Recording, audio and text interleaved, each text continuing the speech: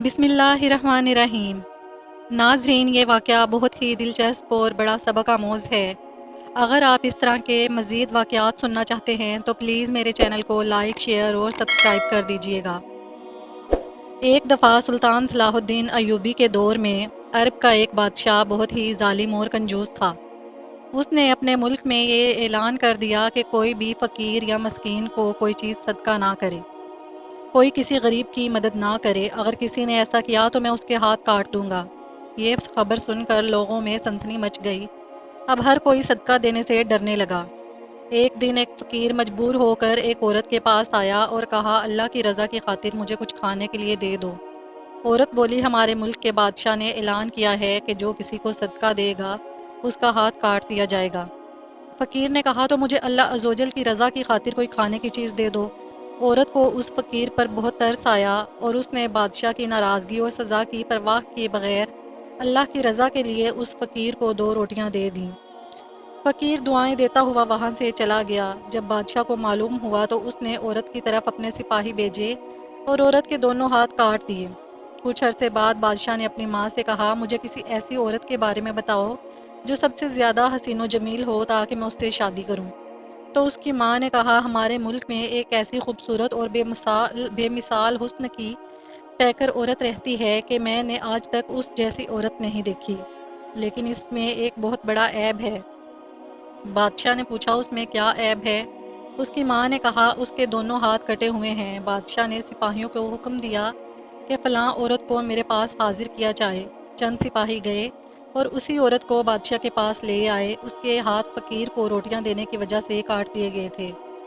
جب بادشاہ نے اس عورت کو دیکھا تو اس کے حسن و جمال نے بادشاہ کو حیرت میں ڈال دیا۔ بادشاہ نے اس سے کہا، کیا تم مجھ سے شادی کرنا چاہتی ہو؟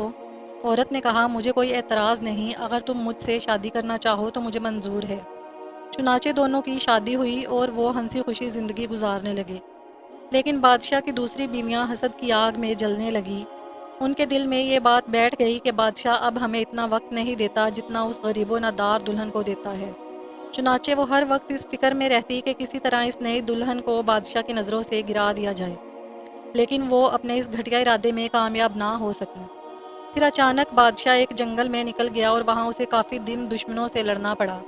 بادشاہ کی بیویوں کو یہ بہت اچھا موقع مل گیا۔ انہوں نے بادشاہ کو خط لکھا کہ تمہارے پیچھے سے تمہاری نئی دلہن نے تمہاری عزت کو داغدار کر دیا ہے اور وہ بدکار ہو گئی ہے، اور اس بدکاری کے نتیجے میں اس کے ہاں بچہ بھی پیدا ہوا ہے۔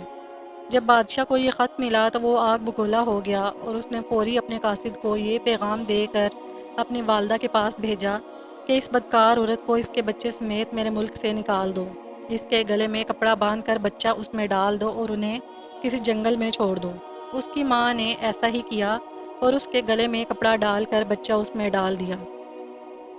پھر اسے ملک سے دور ایک جنگل میں چھوڑ دیا گیا۔ اب وہ بیچاری تنہا جنگل میں رہ گئی، لیکن اسے اپنے رب کریم سے کسی قسم کا کوئی شکوہ نہ تھا اور وہ اس کی رضا پر راضی تھی۔ وہ بیچاری اسی طرح جنگل میں گھومتی رہی۔ پیاس کی شدت نے اسے پریشان کر رکھا تھا۔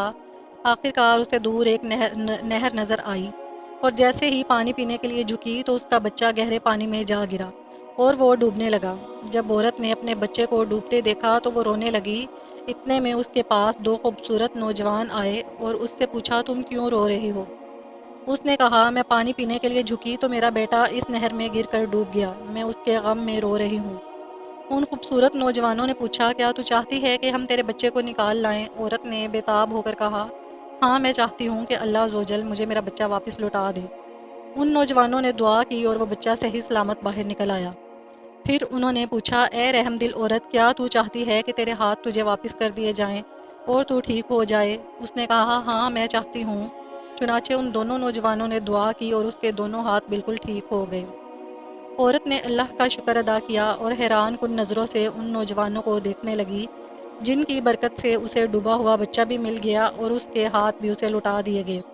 نوجوانوں نے پوچھا، اے عظیم عورت، کیا تو جانتی ہے کہ ہم کون ہیں؟ عورت نے کہا، نہیں۔